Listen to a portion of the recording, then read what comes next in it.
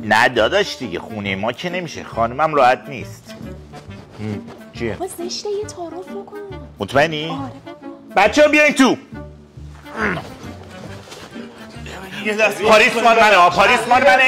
اینو رو فرش ندیزا. الان تک تکتون رو دود میدم. عزیزم چایی میاری؟ خیلی پررویی. ولی شما بهتون خوش بگذره. خداحافظ خداحافظ خداحافظ. با کی حرف میزدی؟ چیزه عروسی علیه. خب بعد گفتش که بیا، منم که نمیتونستم برم دیگه، بدون تو که خوش نمیگذره. خب چیزه، من میگم برو، حالا زشت رفیقته. منم موافقم، رفیقمه زشته. اصرار نکن. خداحافظ خداحافظ. کی بود؟ بچه ها بودن داشتن میرفتن سفر، گفتم من نمیام دیگه، میدونی که عزیزم بدون تو خوش نمیگذره. اگه میخوای بری برو، من مشکلی ندارم.